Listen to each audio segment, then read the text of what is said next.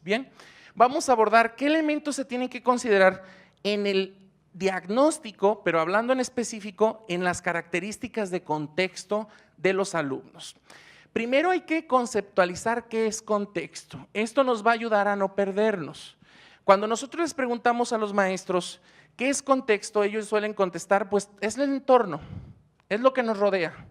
Entonces vas a describir todo lo que rodea a la escuela, toda la barda, todas las casas, todo lo que está alrededor. El conector clave para decidir qué es contexto y qué no es contexto, o más bien, qué incide y qué no incide, es ver qué está beneficiando o afectando el proceso educativo. Si no incide, entonces no vale la pena ponerlo, ¿de acuerdo? Vale la pena poner aquellas situaciones que puedan mejorar el aprendizaje, ayudarnos, ¿de acuerdo? Como por ejemplo, si hay internet, pues eso puede ayudar el proceso educativo. O por ejemplo, que no tengan servicios básicos, eso puede afectar, ¿de acuerdo? La situación económica, eso también puede incidir. Y entonces aquí no nos tenemos que perder sobre cómo considerar este contexto en nuestra planificación. Porque tenemos que considerar el contexto. Les voy a poner un ejemplo muy claro. Si yo digo en el contexto que los alumnos no tienen recursos, que son de un nivel económico bajo, entonces no tengo que pedirles materiales en mi secuencia didáctica, porque entonces los estaría metiendo en un problema a mis alumnos, ¿correcto? Si yo digo que los alumnos dentro de su cultura ven la televisión, observan programas, entonces los voy a utilizar como intereses, como parte del reto cognitivo podría ser, ¿no? Si ven todo el día, un ejemplo, pues La Rosa de Guadalupe, no los voy a criticar, porque el hecho de que tengan esa cultura no quiere decir que esté mal. Cuando empleamos mal el término de cultura, cuando decimos, ay, qué poca cultura tienen. No es que tenga poca cultura, es diferente a la tuya, es diferente a lo que tú ves. No están mal ni están bien, es como son, ¿de acuerdo? Y tú estás ahí como docente para enseñarles otra opción de cultura, no para enjuiciarlos, ¿de acuerdo? Entonces, de ese modo se tiene que considerar el contexto. En el contexto podemos encontrar características, como ya lo mencioné, socioeconómicas, culturales, lingüísticas. ¿Qué servicios tienen las comunidades o la localidad de donde provienen los niños? ¿De dónde provienen los niños? ¿En dónde está ubicada la escuela? ¿De acuerdo? ¿A qué se dedican los padres de familia?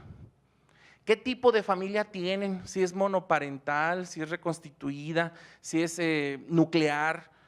Todo esto nos va a ayudar a que nosotros podamos conocer cómo viven nuestros alumnos y enseñarles en consecuencia, ¿de acuerdo? Esta parte no tenemos por qué complicarnos tanto, porque luego a veces piensan los maestros, no, pues es que nos están pidiendo que hagamos un trabajo estadístico como en el INEGI. No es necesario. Con que tú al inicio del ciclo le preguntes a los papás este tipo de características, hagas un cuestionario de contexto para los padres, lo puedes lograr. Si no es con los papás y tienes alumnos de secundaria, los mismos niños te pueden contestar el cuestionario. No es necesario que vayas casa por casa y preguntes en toda la comunidad, sino que te preocupes por saber cómo viven tus alumnos. Eso es lo único que tienes que hacer. Incluso las fichas de inscripción ya traen datos de este tipo. ¿Sí? Si saben leer y escribir o no, si están divorciados, si están separados, si viven con sus abuelitos, todo este tipo de datos nos sirven a nosotros, no es nada de complejo si lo queremos hacer. Eso se correspondería al contexto externo. En el contexto interno tenemos que hablar del tipo de escuela. ¿Cómo es la escuela donde yo trabajo?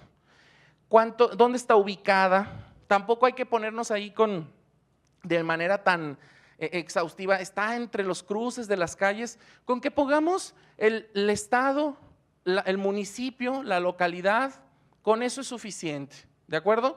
Lo importante es que ustedes ubiquen al evaluador o que los docentes ubiquen al evaluador en qué tipo de comunidad está enmarcado ahí en la escuela, ¿no? ¿Qué recursos y qué servicios tiene la escuela? ¿Por qué es importante considerar esto? Para saber qué tan eficiente es mi práctica. Porque si estoy en la clase de español y digo en mi contexto interno que tengo biblioteca, pues la tengo que utilizar, ¿correcto? Y si no tengo biblioteca, pues también los maestros resolvemos problemas. Siempre el maestro lleva libros, a diferencia de los que trabajan en las oficinas, que se llevan los marcatextos a la casa, ¿no? En algunos casos, no en todos, o que se llevan las hojas y van y sacan las fotocopias de ahí de la oficina, ¿no? El maestro es al revés. El maestro de la casa a la escuela. Y de ahí viene el dicho del carro del profe, ¿a poco no? ¿Cuál es el carro del profe?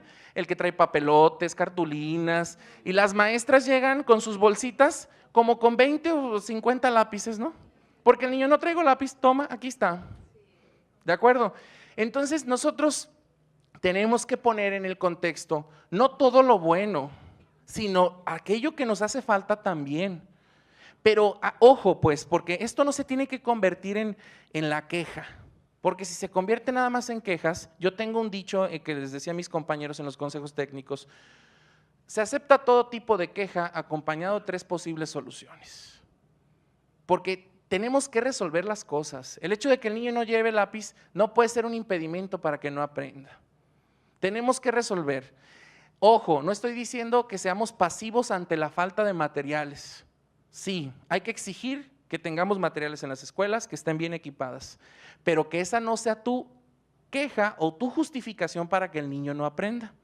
Tenemos que enseñarles de algún modo, tenemos que resolverlo. Y si tenemos el aula interactiva, pues con el aula interactiva.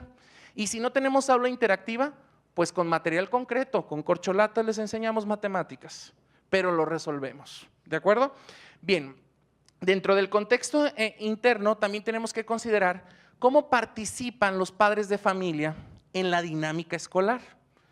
¿Qué tanto ayudan a sus hijos en las actividades extraescolares? ¿Qué tanto asisten a la entrega de calificaciones, a los citatorios, al trabajo en colaborativo con otros padres de familia? Si asisten, por ejemplo, al Consejo Escolar de Participación Social, si tiene buena participación, si hay escuela para padres, no sé, alguna estrategia, alguna comité que exista, ¿cómo está beneficiando al proceso educativo?